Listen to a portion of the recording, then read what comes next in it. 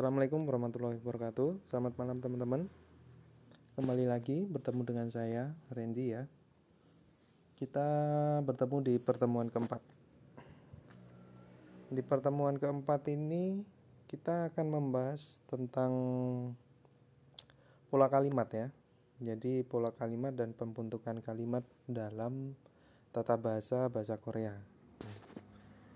Nah, saya akan menjelaskan tentang tata bahasa di dalam bahasa Indonesia itu sendiri itu apa. Ya, tata bahasa dalam bahasa Indonesia itu adalah SPOK.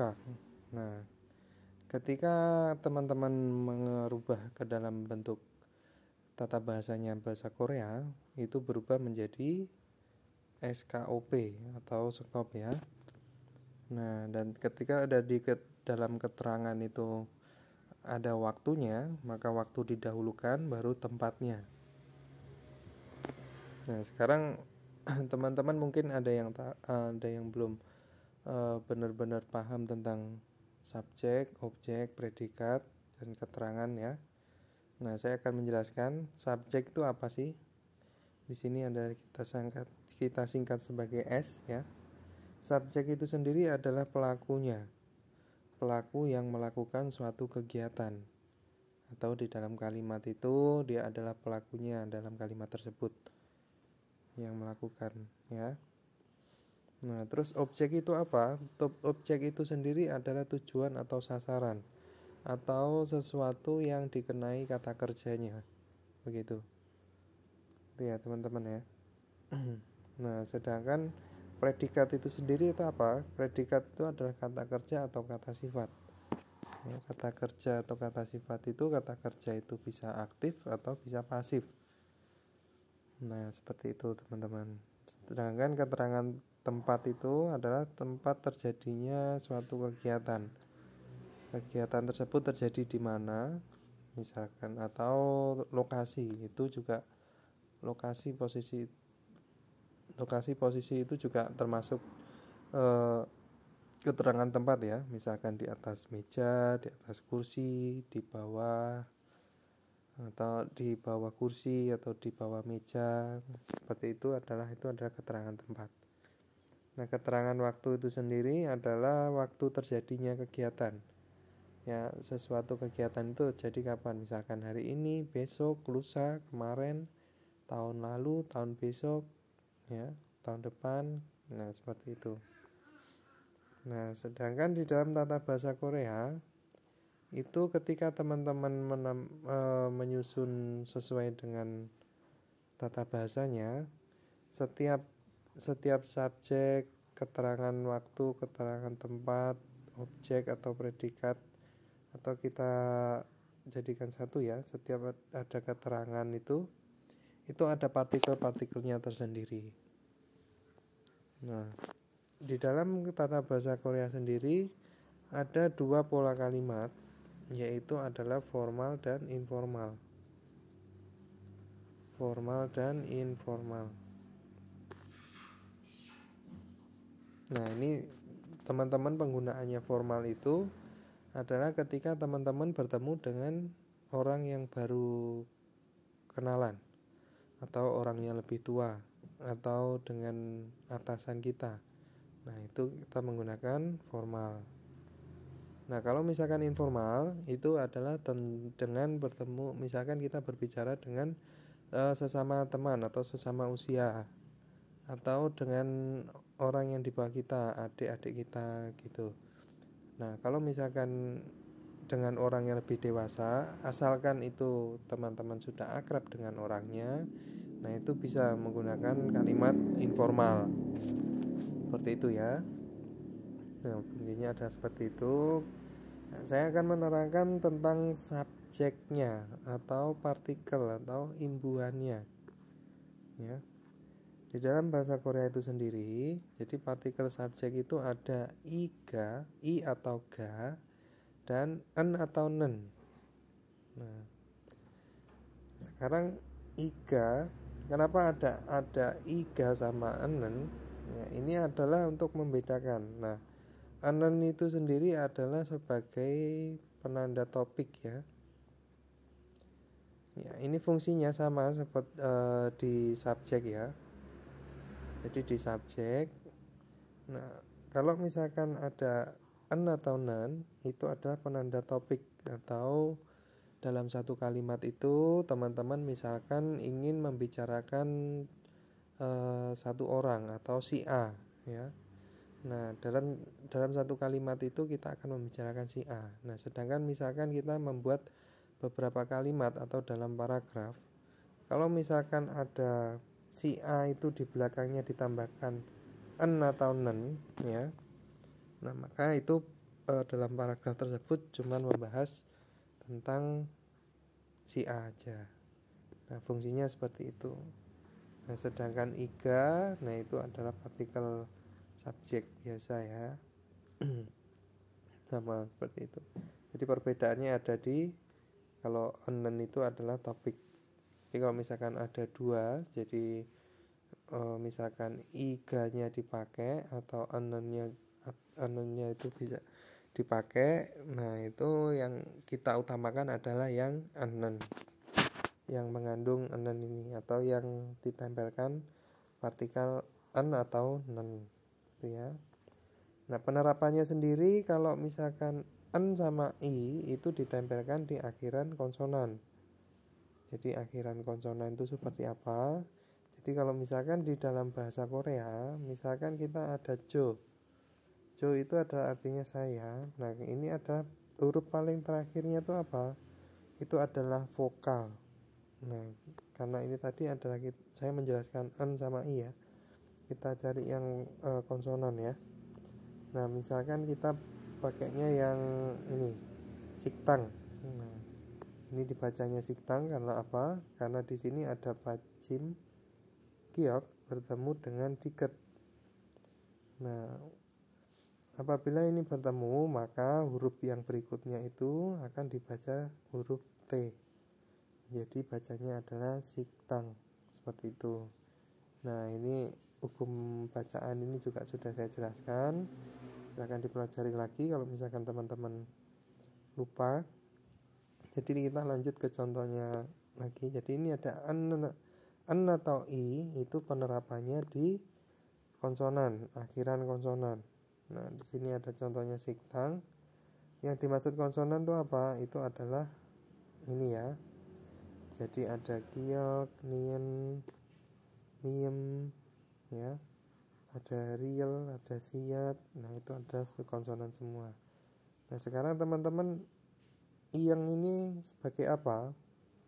Yang ini adalah termasuk konsonan ya. Kalau ada yang mengatakan vokal, salah ya. Yang ini adalah konsonan. Nah, seperti ini. Nah, kalau misalkan ada ing sama a, ya ini sebenarnya adalah vokalnya itu adalah huruf a-nya sendiri. Nah, vokal itu adalah huruf a-nya sendiri, sedangkan ini adalah iyangnya.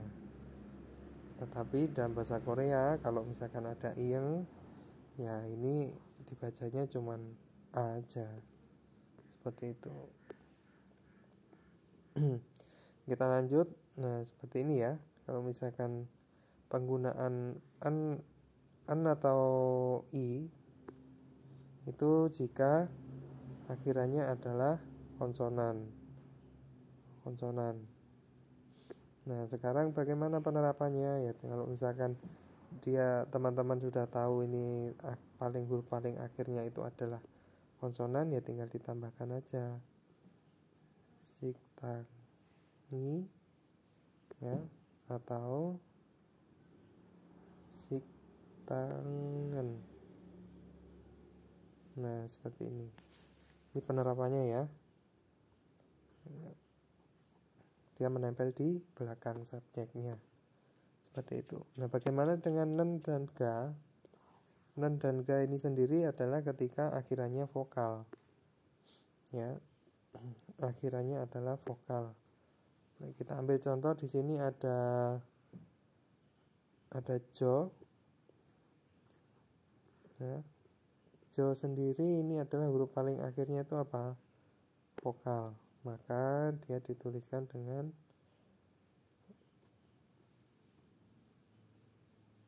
maaf, maka dituliskan jo ditambahkan dengan partikelnya jonen atau juga.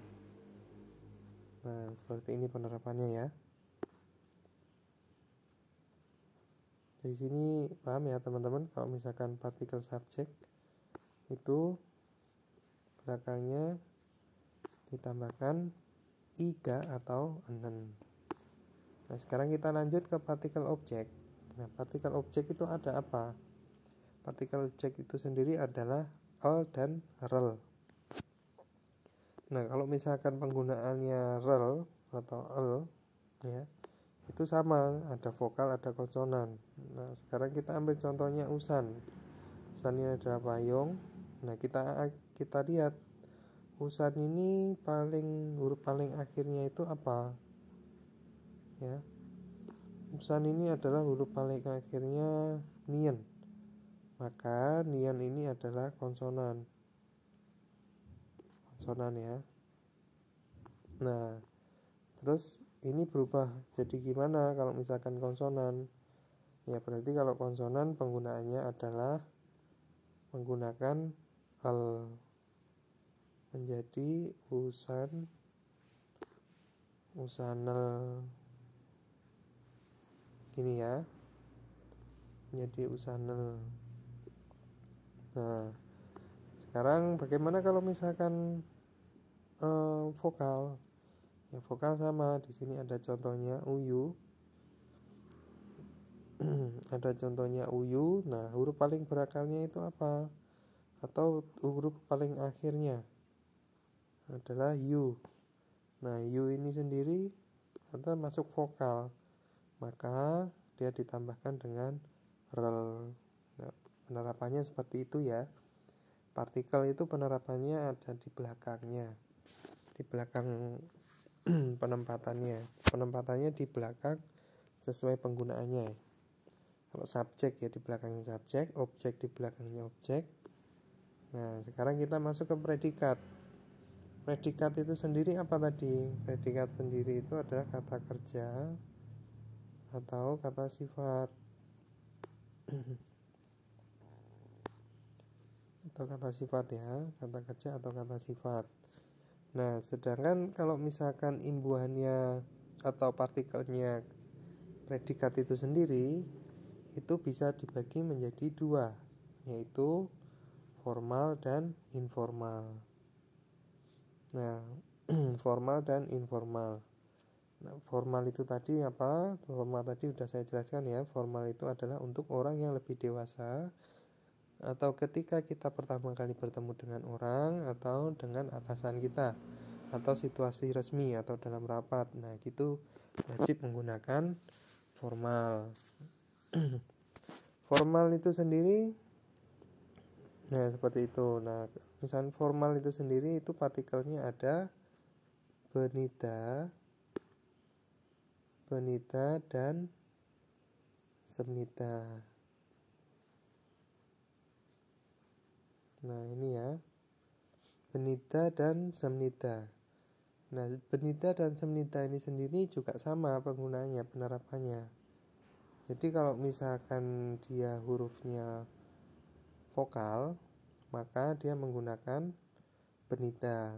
Nah, kalau misalkan hurufnya konsonan, nah ini untuk vokal.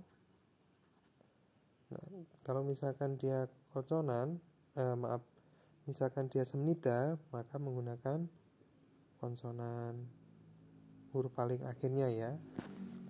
Pada saat penerapan partikel-partikel ini, kita lihat huruf terakhirnya. Jadi teman-teman harus perhatikan huruf terakhirnya itu apa, seperti itu. Nah, ini saya jelaskan tentang formalnya dulu. Nah, sedangkan informal, kalau informal itu dibagi menjadi 3 ya. Dibagi menjadi 3 apa aja? Ada ayo, oyo, dan heo. Nah, kalau ini yang partikelnya predikat. maksud saya informal ya, bentuknya bentuk informal seperti itu. Jadi partikelnya predikat yang bentuk informal. Nah, kalau yang formal itu adalah benida dan semnida. Nah, formal itu sendiri sebenarnya dalam kalimat itu ada kalimat negatif, ada kalimat positif. Nah, maksudnya bagaimana? Ada kalimat jadi ada kalimat berita, ada kalimat tanya. Maksud saya bukan kalimat positif negatif ya. Jadi kalau misalkan di dalam formal itu sendiri ada kalimat berita dan kalimat tanya. Nah, kalau misalkan kalimat tanya atau kalimat berita itu adalah menggunakan benida atau semnida ya. Nah, sedangkan yang kalimat tanya itu menggunakan benika dan semnika. Nah, ini ya. Jadi ini penggunaannya di dalam bahasa Korea itu seperti itu. Nah, untuk sementara saya akan menjelaskan tentang yang formal dulu. Karena dasarnya ketika teman-teman bisa menerapkan di kalimat formal, nanti kedepannya bisa tahu bagaimana caranya untuk menambahkan partikel-partikelnya tersebut ke dalam penggunaannya masing-masing. Nah, kita masuk ke formalnya ya. Nah, itu nanti akan saya jelaskan di formalnya dulu. Nah, yang kedua kita masuk ke yang selanjutnya kita masuk ke keterangan, yaitu keterangan itu ada keterangan waktu dan keterangan tempat. Nah, keterangan itu sendiri partikelnya itu apa? Ya, keterangan waktu, keterangan tempat itu bisa diberikan dengan partikel itu apa? Partikelnya itu ada E dan ESO. Ya, ada E dan ESO. E dan ESO itu sendiri jadi gini, E dan ESO itu sendiri ada artinya masing-masing. Nah, kalau misalkan E itu diartikan dengan di, pada, ke, per, dalam ya. Jadi E itu bisa diartikan di, pada, ke, per, dalam seperti ini. Nah, jika diartikan dengan di, itu menunjukkan tempat atau kata kerjanya pasif ya. Nah, ini beserta dengan penggunaannya ya. Jadi teman-teman harus memahami penggunaannya E. Jadi E-nya kapan dipakai, ESO itu kapan dipakai. Jadi kalau misalkan E itu ada yang bisa diartikan di, sedangkan ESO sendiri sama juga, yaitu di dari, itu juga bisa diartikan dengan di ya. Nah, untuk penggunaan dan penerapannya, nah ini E ini adalah untuk kalimat yang pasif atau kata kerjanya tidak melakukan sesuatu. Nah, maksudnya bagaimana tidak melakukan sesuatu itu misalkan jadi ibu ada di dapur. Ibu ada di dapur. Nah, seperti ini ya. Nah, ibu ada di dapur itu kata kerjanya itu tidak melakukan apa-apa. Nah, ada ini sebenarnya kan termasuk kata kerja ya.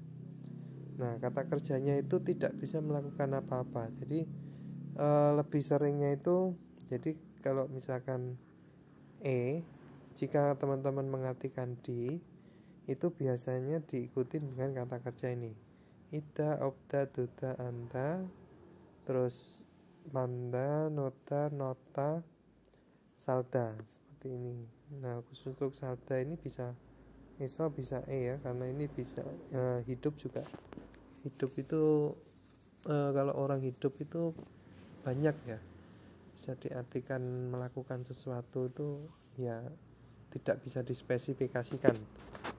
Nah, seperti itu bisa digunakan di E dan iso seperti itu. Nah, ini contohnya ketika teman-teman bisa mengartikannya dengan di, yaitu odie sarayo. Jadi tinggalnya di mana, hidupnya di mana gitu ya.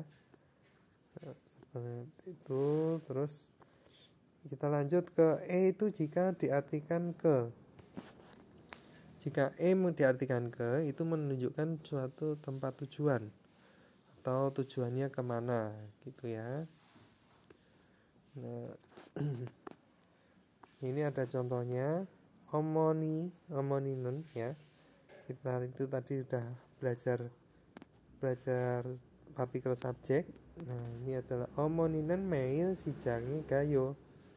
Nah, jadi omoni itu ada sebagai subjek. Nah, mail itu adalah keterangan waktu ya. Sijang itu adalah keterangan tempat. Nah, ini sendiri adalah partikelnya ya, partikelnya keterangan, partikelnya keterangan, yaitu entah itu keterangan waktu atau keterangan tempat. Ini adalah predikat. Gayo itu adalah predikat. Gayo itu adalah dari kata dasarnya gada ini. Nah, berubah menjadi gayo. Atau teman-teman karena belum dijelaskan tentang informal, maka kita akan menggunakan yang formalnya dulu. Nah, jadi dari kata gada, ditambahkan dengan imbuhan formal tadi ada apa? Imbuhan formal tadi ada benida dan atau semnida ya. Nah, ini adalah imbuhannya untuk kalimat formal atau kalimat berita. Seperti itu. Nah, terus bagaimana? Ini kita lihat yang akhirannya dulu. Akhirannya itu apa? Akhirannya itu adalah a, maka dia termasuk dengan vokal. Nah, kalau vokal itu pakainya yang mana? Vokal itu adalah pakainya yang benida ya, jadi katanya ini gada ditambahkan dengan benida, ini menjadi gamnida seperti ini. Nah, ini kalau misalkan dijadikan formal gitu ya. Nah, kalau misalkan oke, kita kasih contoh yang formal dulu. Nanti informal itu ada penjelasannya yang lanjut. Nah, sekarang kita lanjut ketika ini diartikan dengan per. Ya. Per itu adalah menunjukkan satuan. Ya. Satuan itu entah banyak ya. Ada ekor, ada satuan ekor, ada satuan tangkai, ada satuan batang, ada satuan hari ya. Nah, seperti itu. Terus di sini ada contohnya ijuse ya. Ijuse hanbyonge olmayo ya. Olmayo. Jadi ini adalah jus ini satu botol per botolnya begitu ya, atau per botol per satu botol gitu juga bisa. Jadi jus ini per satu botol itu harganya berapa gitu ya. Nah, ini diartikan dengan per. Nah, kita lanjut jika diartikan pada. Itu diartikan dengan pada, menempel pada waktu biasanya. Nah, misalkan waktu itu biasa ada apa aja. Misalkan pada petang juga bisa jonyoke ya, seperti itu ya. Misalkan jonyoke.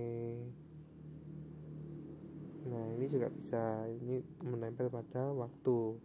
Keterangan waktu itu ya hari ini, besok, kemarin, lusa, bisa jam juga bisa. Itu adalah keterangan waktu. Di sini contohnya ada Uri, Jonyok, Dasosie, Manayo. Jadi bertemu tuh kita bertemu pada jam 5 petang gitu ya. Nah, di sini pada artinya. Sekarang kita lanjut. Di sini diartikan dalam. Dalam itu maksudnya pada sebuah bilangan atau apa ya? Hitungan dalam harian atau mingguan seperti itu. Jadi dalamnya itu bukan arti letak ya, misalkan di dalam, atau artinya kedalaman seperti itu. Itu beda ya. Jadi ada dalam itu bisa diartikan macam-macam ya. Jadi ada dalam itu bisa dalam ruangan. Nah, itu adalah termasuk letak ya. Letaknya di dalam ruangan. Terus ada kedalaman. Itu adalah kedalaman itu biasanya kata sifat ya. Nah, itu kedalaman atau dalam ya. Dalam aja atau kedalaman ya. Dalam pun juga bisa diartikan dengan kata sifat, maksudnya termasuk kata sifat yang dimaksudnya adalah kedalaman sebuah, entah itu sungai atau laut gitu. Nah, tapi di sini adalah diartikan dalam itu pada bilangan atau hitungan. Nah, ini ada contohnya, ada harwe yakel. Nah, ini ada kesalahan ya. Ini yakelnya terusnya 1 berada di belakang. Harwe sebon. Jadi harwe sebon yakel mokoyo. Harwe sebon mokel mokoyo. Jadi dalam sehari itu 4 kali minum obat. Jadi minum obatnya itu dalam 1 hari selama 3 kali ya, maaf. C itu 3, jadi 3 kali seperti itu. Paham ya teman-teman ya? Jadi ini ketika teman-teman mengartikan dalam. Nah, caranya itu bagaimana? Caranya itu ya teman-teman kalau misalkan membuat kalimat, ya bikin kalimat yang sesuai dengan SPOK-nya di dalam bahasa Indonesia itu sendiri. Nah, kalau teman-teman membuat kalimat sudah benar sesuai SPOK-nya dalam tata bahasa Indonesia yang baik dan benar, nah merubahnya ke dalam SKOP-nya bahasa Korea itu menjadi lebih mudah. Itu caranya teman-teman. Nah, kita lanjut ke eso. Eso itu diartikan di dan dari. Nah, jika diartikan eso itu adalah di, itu adalah menunjukkan tempat terjadinya sesuatu. Jadi tempat itu, misalkan di tempat itu kata kerjanya itu melakukan suatu kegiatan. Nah, kalau misalkan kita contohkan itu, misalkan ibu makan nasi di dapur itu ya. Nah, ini ketika kata kerjanya bisa diartikan di begini. Di-nya itu menggunakan eso. Maka yang dimaksud adalah kata kerja makan ini dia mempunyai suatu tujuan. Tujuannya apa? Yaitu makan nasi. Nah, nasi ini kalau misalkan menjadi tujuan adalah yang bisa disebut dengan objek. Sedangkan ibu itu adalah pelakunya yang melakukan suatu kegiatan, yang melakukan kata kerjanya. Jadi ibu ini adalah sebagai subjek melakukan suatu kegiatan. Nah, kegiatan ini dimaksudkan yang disebut adalah predikat gitu ya. Nah, terus di dapur itu adalah yang dimaksudkan tempatnya kejadiannya di mana, di dapur. Dia berarti keterangan tempat itu. Nah, kalau misalkan ibu yang ini tadi ya, ibu ada di dapur. Nah, ibu ada di dapur. Nah, di sini cuman kata ada, tetapi ngapain kan tidak tahu. Nah, itu cukup menggunakan ya seperti itu. Nah, kalau misalkan kata kerjanya itu melakukan sesuatu atau aktif, nah teman-teman bisa menggunakan esong itu. Jadi perbedaannya itu adalah itu. Dari sini teman-teman udah paham ya. Jadi saya ulangi lagi bahwa partikel subjek itu adalah i dan k atau en dan nen. Nah, sedangkan partikel objek itu adalah el dan rel. Nah, terus untuk predikat itu sendiri bisa menjadi kalimat formal atau informal. Kalimat formal atau informal yaitu bisa menjadi kalimat yang halus atau yang biasa, casual, atau sesama dengan teman seperti itu ya. Nah, untuk formal itu sendiri imbuhannya itu apa? Jadi kalau formal itu sendiri ada benida untuk kalimat berita ya, kalimat benida dan semnida. Bagaimana jika ada kalimat tanya di dalam kalimat formal? Ya, tinggal ditambahkan, maksudnya bukan ditambahkan ya. Ini adalah benika dan semnika. Nah, sekarang kalau misalkan ini adalah kalimat formal.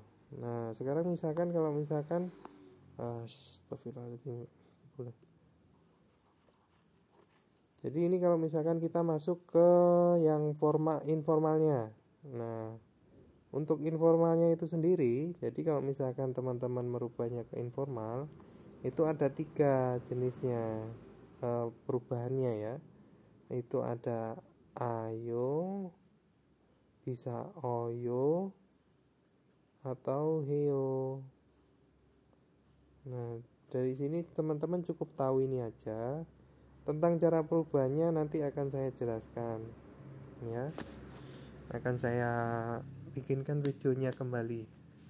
Nah, dari sini teman-teman udah tahu ya. Jadi kita lanjut ke contoh deh. Jadi kita tadi ada ibu makan nasi di dapur sama ibu ada di dapur. Oke. Nah, kita akan ambil contoh misalkan gini.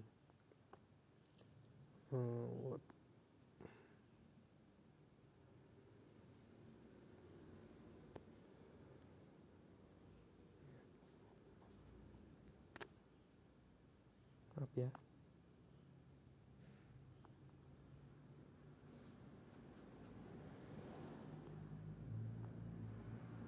Nah, oke.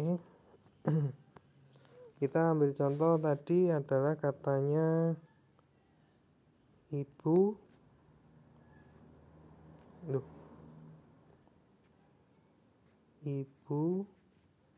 ada di dapur. Nah, ibu ada di dapur. Kalau misalkan teman-teman menggunakannya di dalam menggunakannya, misalkan kita mau rubah ke tata bahasanya Korea. Ya, ini kita cari dulu.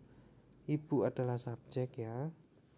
Ibu itu adalah subjek, ada itu di sana itu termasuk kata kerja ya, atau predikat lah. Nah, kita maksudnya ke predikat. Nah, sedangkan di dapur itu adalah keterangan tempat. Keterangan tempat seperti ini.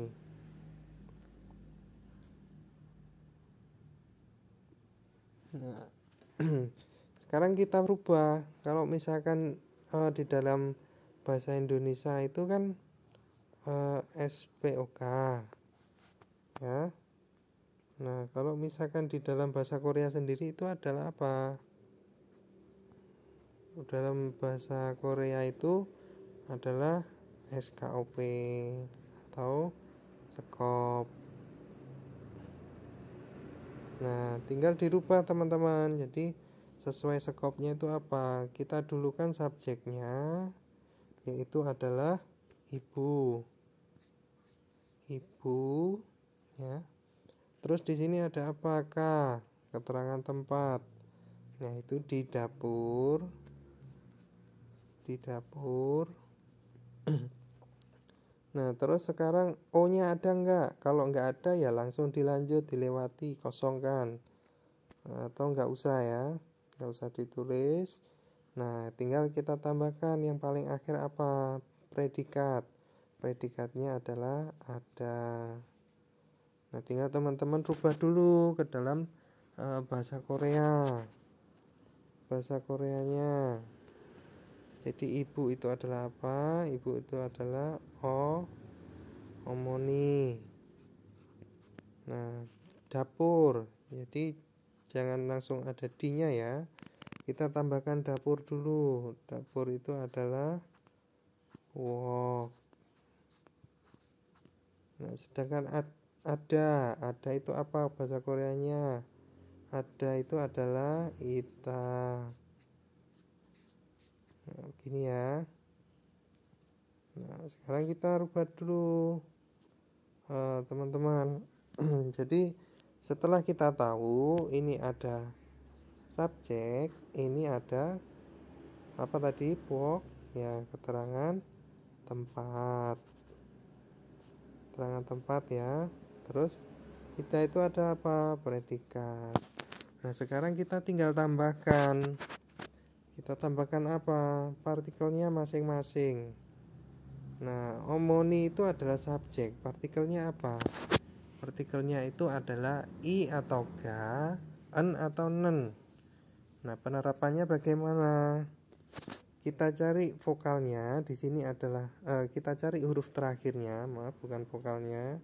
Huruf terakhirnya apa? Di sini adalah vokal, menjadi omoniga, betul, atau omoninen juga nggak apa-apa, gitu ya. Nah, sekarang ini ada tambahan di. Ini ada tambahan di, teman-teman. Nah, di ini kalau misalkan di dalam keterangan waktu atau keterangan tempat tuh diartikan apa gitu. Penggunaannya itu apa? Nah, berhubung di sini itu adalah predikatnya ini tidak melakukan sesuatu atau tadi ya dibarengi dengan ata ita. Nah, itu cuman menggunakan ya. Nah, sekarang kita pakainya yang apa? Formal atau informal? Kita tadi adalah belajar formalnya dulu. Nah, sekarang teman-teman rubah dulu dari kata ida, semua kata kerja ya atau kata kerja atau kata sifat dalam bentuk dasar itu apabila teman-teman menambahkan sebuah imbuhan atau menjadikannya dia sebuah kalimat formal informal itu wajib menghilangkan da. Jadi ini cuman it ya. Nah, sedangkan sekarang mau ditambahkan dengan apa? Formal atau informal? Oke. Karena kita akan belajar formal dulu, maka di sini it ini ditambahkan dengan benida atau semnida. Nah, kita cari tahu dulu. Gimana caranya. Nah, dari kata ita di sini akhirannya apa? Konsonan. Oke. Konsonan, maka menggunakan semnida. Nah, terus semuanya ini jadi menggunakan it semnida. Jadi kalau digabung seperti ini. Nah, ini adalah tambahan partikel predikatnya itu ya. Nah, tinggal jadi semuanya omoniga woke omonika, maaf tulisannya salah ya. Kalau tulisannya jelek ya.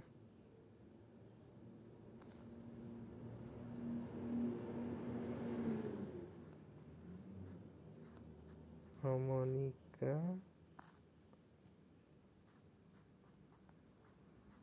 oke, Isamnida. Nah, seperti itu. Mudah ya dipahami ya teman-teman ya. Nah, ini adalah bentuk formal. Kita akan belajar bentuk formalnya aja kalau misalkan teman-teman di dalam tahap awal ya. Nah, dari sini udah paham ya teman-teman untuk penggunaan ini tadi. Jadi partikel-partikelnya. Jadi cara membuat kalimatnya itu, ini di sini ada subjek, ada objek, ada predikat, ada keterangan. Keterangan itu ada keterangan waktu dan keterangan tempat. Nah, sedangkan keterangan waktu atau keterangan tempat itu sendiri ada, atau partikelnya ada e dan eso. Nah, perbedaannya tadi sudah saya jelaskan ya. Nah, seperti itu. Nah, misalkan teman-teman saya kasih tambahan. Nah, ini adalah kata tunjuk ya. Kata tunjuk itu bisa ini, itu ya. Itunya itu ada dua, yaitu itu bisa itu terlihat ya. Itunya itu terlihat, terus ada itu yang tidak terlihat atau jauh. Teman-teman belum pernah melihatnya, yaitu yang nggak tahu itu yang dimaksud itu apa. Nah, kalau dekat itu misalkan di situ ada motor, teman-teman bilangnya oh itu gitu ya. Nah, seperti itu. Nah, kalau misalkan digunakannya di dalam kata benda, tinggal ditambahkan dengan misalkan teman-teman menyebutkannya adalah benda, sesuatu benda. Nah, itu tinggal ditambahkan dengan got, menjadi igot. Kalau misalkan ini benda ini menjadi igot. Benda itu yaitu dekat ya, bendanya itu dekat, berada di teman-teman atau pernah melihatnya atau pernah ke sana atau pernah ya, seperti itu. Nah, itu menjadi gegot. Nah, sedangkan yang benda itu jauh, yang tidak terlihat, yang nggak tahu bendanya apa, menjadi jogot. Nah, kalau misalkan untuk orang ya tinggal isaram, gesaram, josaram, seperti itu. Nah, kalau untuk tempat bagaimana? Kalau untuk tempat ya ini tinggal yogi, gogi, jogi. Nah, cara menghafalnya bagaimana kalau ini? Kalau ini ya tinggal, kalau saya menghafalnya itu cuman YGC. Yaitu ada YGC. Y itu adalah yogi. Ya. G itu adalah gogi. Sedangkan J sendiri adalah jogi. Nah, seperti ini ya. YGC. Nah, kalau teman-teman mau mengikuti cara menghafal saya ya nggak apa-apa. Yang penting teman-teman tahu kalau misalkan yang paling akhir ini, jadi mulai dari dari depan itu yogi itu adalah di sini itu maksudnya yang paling dekat sendiri di sini. Terus lanjut yang nomor 2 itu adalah di situ, jadi di situnya itu masih terlihat di situ atau di sana juga sebenarnya bisa ya, tapi teman-teman tahu atau terlihat ya. Sedangkan jogi itu bisa di situ atau di sana tetapi tidak terlihat. Nah, misalkan di situ tuh nggak tahu apa teman-teman. Kalau misalkan teman-teman bilang di situ adalah toilet, belok kanan terus belok kiri. Jadi ini lurus, belok kanan terus belok kiri. Maka di situ toilet. Nah, itu pakainya yang gogi karena teman-teman tahu. Tetapi ketika teman-teman menggunakan jogi, misalkan teman-teman toiletnya nggak tahu di mana. Nah, ya berarti menggunakan jogi. Itu ya. Nah, seperti itu penerapannya. Oke teman-teman, ini dihafal dulu, dipahami. Kalau misalkan ada salah kata dan kekurangannya dalam penjelasan saya, mohon maaf. Kita akhiri pertemuan keempat ini. Semoga bermanfaat buat teman-teman, semoga juga bermanfaat buat saya, bisa mengasah ilmunya lagi. Dan teman-teman semoga selalu semangat dalam belajar bahasa Korea. Oke, terima kasih teman-teman. Selamat malam dan selamat beristirahat. Saya akan share videonya selanjutnya, yaitu di pertemuan kelima ya. Pertemuan kelima saya akhiri. Assalamualaikum warahmatullahi wabarakatuh. Selamat malam. Annyeonghaseyo, 여러분.